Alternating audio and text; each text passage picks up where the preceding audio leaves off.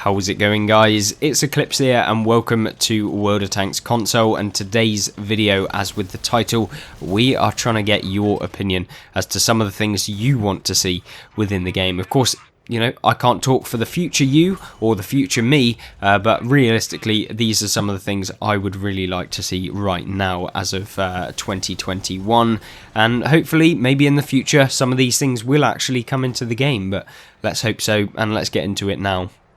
Now, I think one thing that would be really cool to see within console World of Tanks, and of course it is already on World of Tanks PC, is personal missions, or at least some kind of similar form of them. I know that we have contracts, mercenary contracts, which, if you don't know already, will be coming back very soon into World of Tanks. I think in the next 2 weeks, roughly, as of the recording of this video, and if you're watching it in the future, you probably already play them, and you can do them, but my idea is not necessarily the contract side of things, it is more about getting some unique rewards that are only available to you as part of your own account challenges that you can do over a period of time.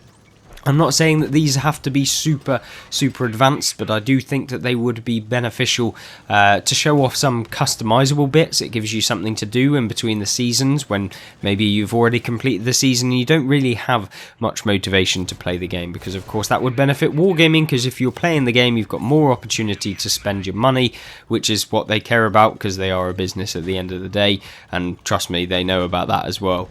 But as far as actually for the player base itself and you, I really do think it would be beneficial, because, you know, it gives you unique rewards, maybe give you some skins, because how hard is it to paint a tank red within the game? I know that that's probably an overstatement, but it's probably a little bit difficult to produce skins very easily, but you know, sometimes it is actually worth it to actually develop things that are free and that actually benefit your game, because if you're just producing things that benefit your wallet, sometimes the benefits of that wallet get less and less, because if you don't have the following or the maintained player base, that obviously isn't going to happen. So that's something that wargaming should really be thinking of a lot more within World of Tanks. So hopefully they do that, and hopefully that we'll see these missions. As far as fleshing out the idea, basically what it would be is, say you'd have light tank personal challenges, and they'd be, you know, play 50 games in a light tank, play 100 games in a light tank, play 250 games in a light tank. Once you've completed that, you get a special badge, maybe. I know that, yeah, that sounds really naff, but towards the end rewards, maybe playing 1,000 games in a light tank, you can pick a golden skin for one singular light tank, where the whole skin is just a golden version, and it can only be applied to a light tank, say.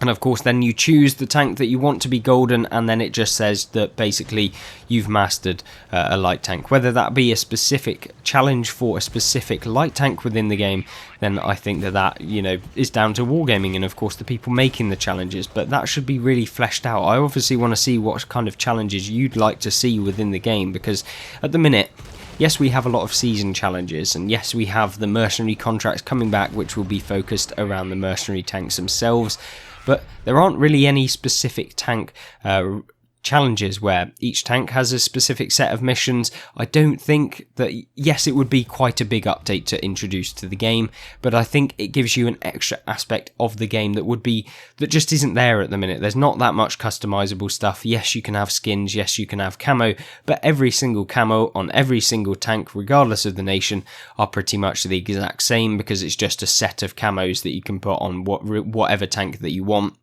There's no prestige to them because you can purchase them. Same with the skins, you can just purchase them, so it doesn't matter if maybe you grinded really hard to be able to get a free skin and someone just went out and bought it, because that's exactly what they can do. It doesn't really mean anything, because people can just say, well, you bought that skin, so it doesn't mean that you really ground out the game or anything. Not that that has to care or matter to anyone, but for me personally, I want to be able to get something that someone else can't get unless they actually play the game. They can't just buy it for money. You know, that doesn't necessarily have to be premium tanks, because maybe wargaming don't want to give out free premium tanks as part of the challenges, because they already give out so many free tanks with all of the season pass and stuff like that. But, you know, maybe make it cosmetics, something that's easy to kind of make, for wargaming themselves, so it doesn't take that much effort. But yeah, definitely having that sort of system would be fantastic, and I'm sure that they can add in, you know, boosters and stuff into the challenges, and even giving you mundane stuff like just giving you 50,000 silver for playing 10 games in light tanks or whatever it might be. Or maybe it gives you some camo vouchers to be able to put camo on your light tank, or if you're playing heavy tank, maybe it gives you a spool liner as part of playing, you know, 50 games in a heavy tank or something like that. You know, it's just extra little bits and bobs that you go, actually I want to play that extra 13 games this week even though I don't have anything else to do, just so I can get that spool liner from the equipment, and then I can kind of finish up the week or whatever it is. Or maybe, oh, I need to play 123 more games in heavy tanks this month, so yeah, I'm going to make sure that I do that, and it kind of gets you playing the game more and have something at the end of it, a reward. So I think that that's something that wargaming miss out on a lot within the game, and we've talked about this before, but hopefully you guys agree. Obviously comment whether you think it's wrong or whether you think it's right. Obviously it's down to you whether you have that opinion as well, or whether you'd see development pushed off into a different direction that isn't that. Of course I don't know what you're thinking, so of course let me know in the comment section down below, because that is something that is always fun to see your opinions, and obviously that impacts my own opinion, because if you have a better idea than I have, which trust me many of you do in the comment section in some of my videos, then yeah, I guess that I can't really argue with that. But as far as the next thing, let's move on into it. I don't think that this is going to come as a shock to anyone, but this is of course something that Wargaming haven't done in a while, and that's introduce a brand new World War II tank line. I know that they're really focused on the Cold War aspect of the game, whereby, you know, they're just trying to produce more and more Cold War tanks so that it isn't just everyone's playing in the M40A1 pattern or M46A1 pattern or the T44A.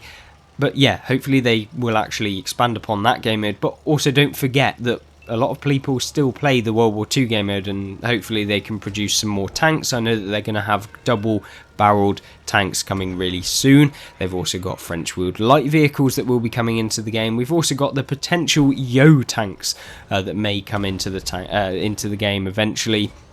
Don't know that. It's not been 100% confirmed. Wargaming did talk about it on a live stream that they did not that long ago, where they said, yeah, we could potentially do it. There's no reason why we wouldn't do it, but they didn't give any sort of specified date. It would probably not be for probably a year yet, so don't go thinking that they're coming anytime soon. It's probably a couple of weeks away until we see some sort of new tank line. Don't have any real information on the double-barreled or the double-barreled tanks or the double-turreted tanks and multi-turreted tanks, because they are potentially coming into the game as well. So no information on that, but yeah, definitely bringing into more tanks into the game. It brings hype. People want to jump on to test out the tanks.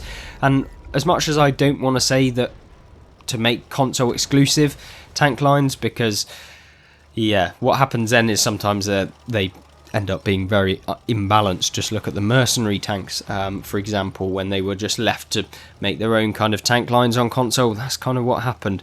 But hopefully they're not overpowered if they do decide to make console exclusives like these multi-turreted ones.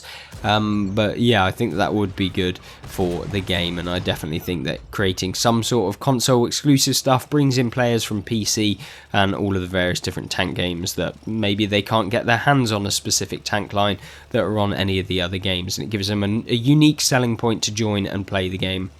And obviously if you're playing World of Tanks console, you want it to thrive, you want more people to join it, you want everyone to kind of get along, because if they don't and the game ends up in the pan, you can't play that game anymore. So I think that as much as you want to be like, this game sucks and this game's terrible and this doesn't do this and they should be doing this, well, hopefully they do make the right decisions, because at the end of the day, if they don't, you know, games don't last forever, although World of Tanks for some reason seems to be able to. I guess that's because they're very good at doing the business side of the game rather than the community side of the game, as we know with a lot of the controversy that's come out real soon. But hopefully we'll move back into the actual topic of the video, because obviously went off on a little bit of tangent, still relevant though. But yeah, let's move into the third item of today's video.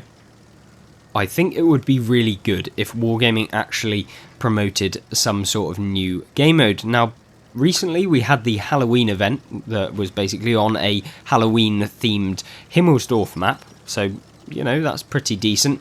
And we have the upcoming Christmas game mode event that will be coming out. But what I would like to see is some more novel game modes that can come up within the game at certain specific points. You know, put them on a weekend, maybe in November, once a month or something like that, where, you know, maybe you can play 6v6 battles, or maybe you can play 10v10s or something like that, where it's a little bit different from your standard, where you've got a little bit more room to maneuver on the map, or maybe even bring in something like 30 versus 30, a frontline game mode that they have on World of Tanks PC, some extra sort of stuff. I know it takes a lot of development time, but these are the things that I do really hope that will come into the game, because they do please the player base, and if you have more kind of stuff that people can do on the game, they don't get bored as easily, which is something that I find with World of Tanks at the minute, because it is just playing the standard game where you jump in and you play standard battle or you play encounter.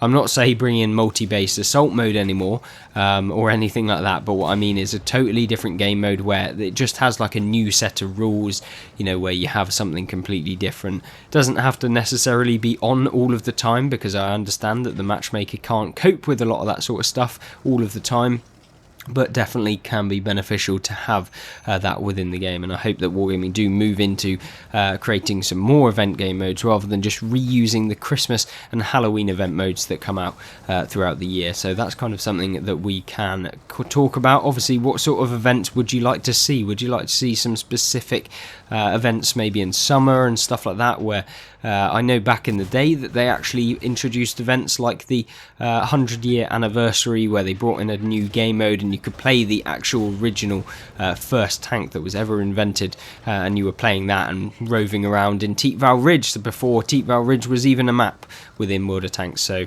that was always interesting, and for those of you that played back in the day when that was available, I guess it's a little bit of a throwback for you. But anyway, moving forward with the video, we have one last thing before we end up the video. Obviously, we can talk about this for probably 30 minutes, but we want to keep it fairly short today, and so let's get into it now.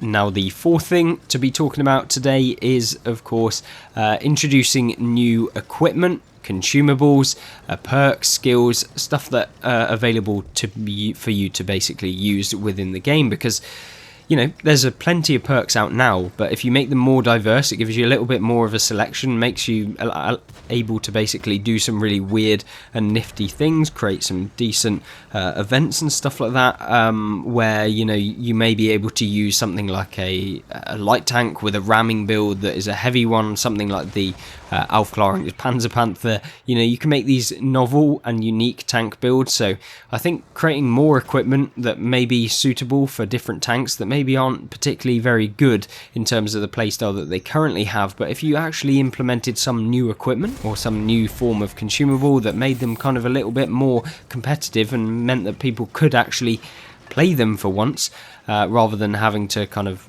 play the more competitive tanks or ones that aren't just absolutely terrible, I think that would be good. You know, you can make more sorts of builds, you can do all sorts, and even from my standpoint, you know, I can make videos on these random different tank builds that maybe you didn't think about, and of course I can get input from you guys as to whether or not you think that you should be playing the AT-15 with a speed boost that can allow it to go much faster, or maybe you could have something that would, you know, I don't know, make the armor slightly better, or you could add in something, I don't know how it would work, but, you know, you can have all sorts of different ideas, and I don't think it's going to be a problem if they Wargaming put it out to people and said, what sort of things would you like to see in the game?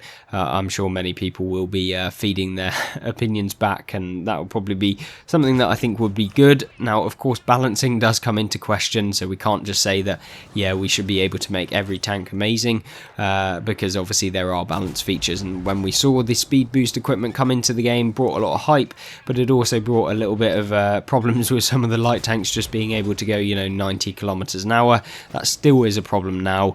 The Snakebite can still go, I think it was 92 kilometers an hour top speed, and maybe even, and the Armadillo was able to go 100 kilometers an hour top speed forward with the speed boost equipment, which obviously is pretty ridiculous.